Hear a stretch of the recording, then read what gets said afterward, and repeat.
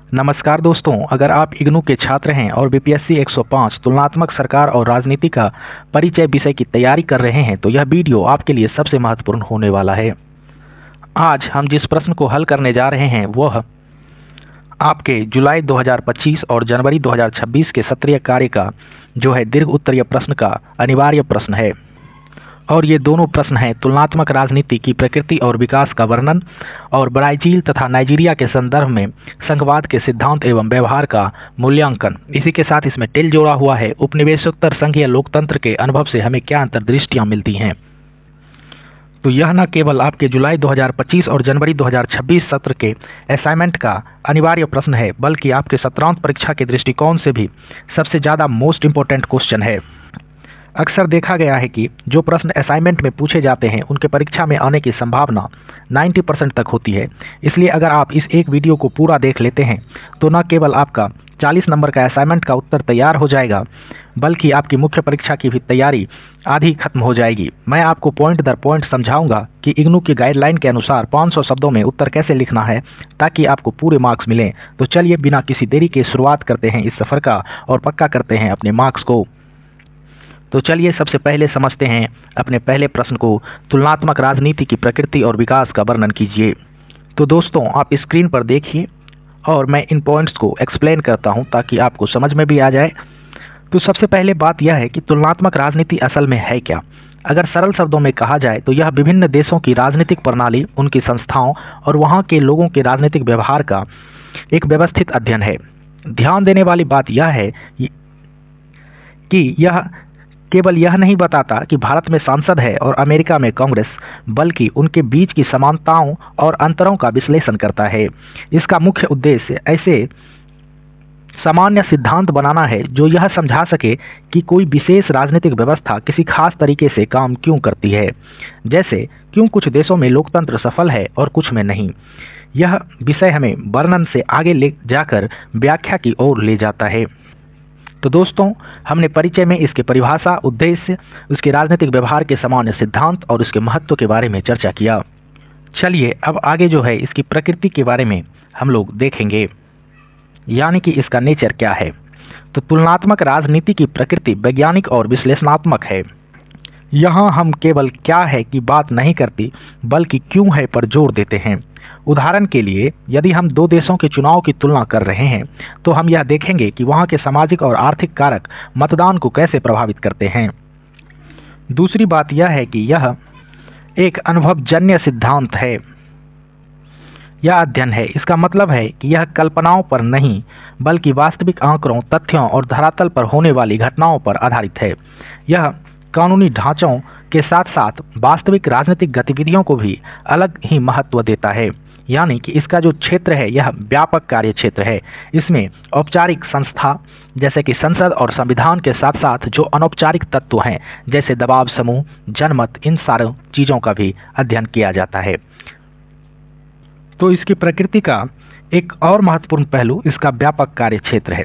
पुराने समय में यह केवल सरकारों तक सीमित था, लेकिन आज दबाव समूह, राजनीतिक जल और जनमत जैसे अनौपचारिक तत्वों का भी अध्ययन होता है। चलिए इसी की प्रकृति को आगे बढ़ाते हैं।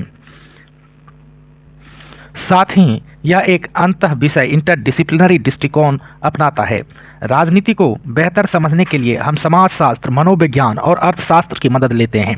आधुनिक विद्वान कोशिश करते हैं कि यह अध्ययन मूल्य मुक्त हो, यानी हम अपनी पसंद नापसंद को अलग रखकर केवल निष्पक्ष तथ्यों के आधार पर निष्कर्ष निकालें। यही कारण है कि आज यह विषय इतना सटीक और वैज्ञानिक बन गया है।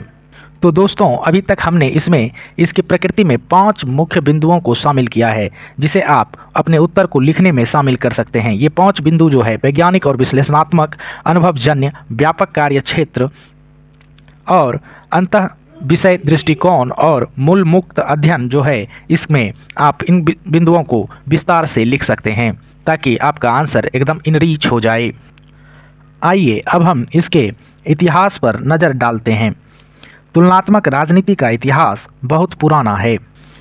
इसकी शुरुआत अरस्तु से मानी जाती है, जिन्हें हम इस विषय का जनक भी कहते हैं। उन्होंने अपने समय के 158 संविधानों का गहराई से अध्ययन किया था ताकि वे सरकारों का अच्छा वर्गीकरण कर सकें। अरस्तु के बाद मैकियावेली और मॉन्टेस्क्यू और लॉर्ड ब्राइस जैसे विचारकों ने इसे आगे बढ़ाया, लेकिन इस पारंपरिक चरण की भी एक सीमा थी। यह मुख्य रूप से पश्चिमी देशों, यूरोप तथा अमेरिका की ओर केंद्रित था, यानी विद्वान केवल पश्चिमी देशों और उनके कानूनों या संविधानों की तुलना करते थे। वे एशिया और अफ्रीका जैसे देशों की जमीनी हकीकत पर ध्यान नहीं देते थे, यानी वह जो है संस्थाओं तक ही सीमित रहा था। तो दोस्तों, द्वितीय विश्व युद्ध के बाद दुनिया बदली, इसके साथ ही यह विषय भी बदल गया। 1950 और 60 के दशक में व्यवहारवादी क्रांति आई। अब विद्वानों ने महसूस किया कि केवल कानून पढ़ लेना काफी नहीं है, यह देखना जरूरी है कि लोग असल में व्यवहार कैसे करते हैं। इसी दौर में डेविड ईस्टन और आमंड पावेल जैसे बड़े नाम सामने आए। इन्होंने राजनीतिक व्यवस्था और संरचनात्मक प्रकार्यात्मक जैसे नए मॉडल दिए। अब तुलनात्मक राजनीति केवल अमीर देश नहीं, बल्कि एशिया और अफ्रीका के नए स्वतंत्र राष्ट्रों यानी कि विकासशील देशों का भी व्यवस्थित अध्ययन शुरू हुआ। यही विषय जो है यहाँ से सही मायने में वैश्विक बना, यानी अब सरकार नहीं बल्कि राजनीतिक व्यवस्था का जो शब्द है यह प्रयोग में आने लगा। आज के समय में यानी 1970 के बाद से तुलनात्मक राजनीति और भी जटिल और विस्तृत हो गई है। अब हम निर्भरता सिद्धांत यानी डिपेंडेंस थ्योरी के माध्यम से यह समझते हैं कि कैसे विकसित देश विकासशील देश की राजनीति और अर्थव्यवस्था को प्रभावित करते हैं। जैसे अभी आपने अमेरिका का टैरिफ बहुत सुना होगा और किस तरह से बांग्लादेश और नेपाल के हालात हुए। इसके साथ वैश्वीकरण और सूचना क्रांति ने इस विषय को नए मुद्दे दिए, जैसे मानवाधिकार और पर्यावरण, वैश्विक नागरिक समाज। अब हम निष्कर्ष के तौर पर यह कह सकते हैं कि तुलनात्मक राजनीति एक गतिशील विषय है जो निरंतर बदलती रहती है। यह अरस्तु के वर्गीकरण से शुरू होकर आज वैश्विक जटिलताओं को सुलझाने का एक सशक्त माध्यम बन चुका है। आशा है कि आपको यह विषय स्पष्ट हुआ होगा। इग्नू परीक्षा के लिए यह उत्तर महत्वपूर्ण है। आप अपने उत्तर इन्हीं बिंदुओं के आधार पर लिखिएगा।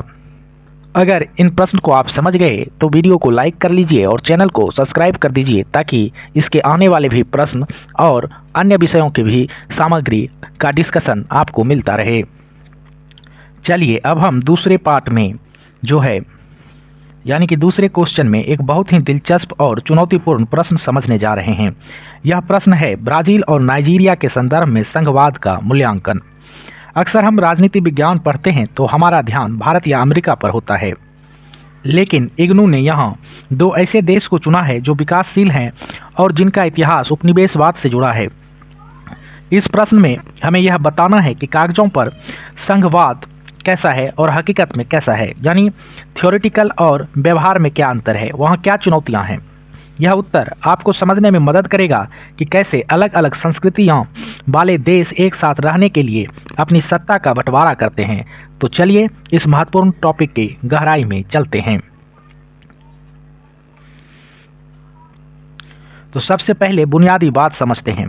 संघवाद यानी फेडरलिज्म आखिर है क्या? सरल शब्दों में यह शासन की वह प्रणाली है जहां शक्तियां केंद्र सरकार और राज्य सरकार के बीच बटी होती है। लेकिन ब्राजील और नाइजीरिया जैसे उपनिवेशोत्तर देशों के लिए यह केवल शासन का तरीका नहीं बल्कि देश को टूटने से बचाने का भी एक औजार है। इन देशों में बहुत ज़्यादा जातीय, भाषाई और क्षेत्रीय विविधता पाई जाती है। यहाँ संघवाद इसलिए अपनाया गया ताकि हर क्षेत्र और हर समुदाय को यह महसूस हो कि शासन में उनकी भी हिस्सेदारी है। बिना संघवाद के इन देशों में विविधता को संभालना और लोकतंत्र को बनाए रखना लगभग नामुमकिन होता। तो देखिए वही बात हमने आपको स्लाइड में भी बिंदुवार लिख कर दिया है, जिसे आप अपने प्रश्न में एक दो लाइन एक्सप्लेन करते हुए लिख सकते हैं। चलिए अब बात करते हैं ब्राजील की। तो ब्राजील का जो है वर्तमान संघीय ढांचा 1988 के संविधान पर टिका हुआ है, जिसे यहाँ का नागरिक संविधान कहा जाता है, जिसने लोकतंत्र को बहाल किया। ब्राजील के संघवाद की सबसे अनोखी बात यह है कि यहाँ पर त्रिस्तरीय प्रणाली है, जहां भारत और अमेरिका में केंद्र और राज्य प्रमुख होते हैं, वहीं ब्राजील में नगर पालिकाओं को भी एक संघ की स्वायत्त इकाई माना गया है। यहाँ जो है स्थानीय सरकारों के पास भी संवैधानिक शक्तियां हैं, यानी उन्हें वित्तीय स्वायत्तता भी है टैक्स वसूलने का और उसको खर्च करने का। तो सैद्धांतिक रूप में ब्राजील के राज्यों को भी जो है टैक्स वसूलने और अपनी नीतियों को लागू करने की आज़ादी दी गई है ताकि केंद्र का हस्तक्षेप कम हो। लेकिन हकीकत भी वैसी ही है। व्यवहार में जो है ब्राजील का संघवाद कई समस्याओं से जूझ रहा है। पहली समस्या है कार्यकारी प्रभुत्व। कार्यकारी प्रभुत्व के तहत वहां का राष्ट्रपति अक्सर बहुत शक्तिशाली हो जाता है, जिससे राज्यों की स्वायत्तता खतरे में पड़ जाती है। दूसरी बड़ी समस्या है वित्तीय संकट। भले ही राज्यों को कर वसूलने की आज़ादी है, लेकिन संसाधनों के गलत प्रबंधन के कारण वहां के राज्य अक्सर भारी कर्ज में डूबे रहते हैं। उन्हें बार बार केंद्र सरकार से मदद की भीख मांगनी पड़ती है, जिससे केंद्र का जो है उन पर नियंत्रण ज़्यादा बढ़ जाता है। इसके अलावा अमीर दक्षिणी राज्यों और गरीब उत्तरी राज्यों के बीच जो क्षेत्रीय असमानता है, वह भी संघीय ढांचों में जो है तनाव या असंतुलन पैदा करता है। चलिए अब चलते हैं अफ्रीका के सबसे बड़े देश नाइजीरिया की ओर। तो नाइजीरिया का संघवाद वहां की जातीय विविधता का परिणाम है। वहां जो है 250 से अधिक जातीय समूह रहते हैं, जिनमें हौसा, फुलानी, योरुबा, इग्बो प्रमुख हैं। नाइजीरिया ने संघवाद इसलिए चुना ताकि 1960 के दशक जैसे भीषण गृह युद्ध दोबारा न हो। वर्तमान में यहाँ 36 राज्य है तथा एक संघीय राजधानी जो है वह अजूबा है। सिद्धांत यह कहता है कि संघीय व्यवस्था इन सभी समूहों को अपनी पहचान बनाए रखने और सत्ता में हिस्सा पाने का मौका देगी। वहां की राजधानी जो अजूबा है उसको एक न्यूट्रल ग्राउंड की तरह बनाया गया है ताकि कोई एक क्षेत्र हावी नहीं हो।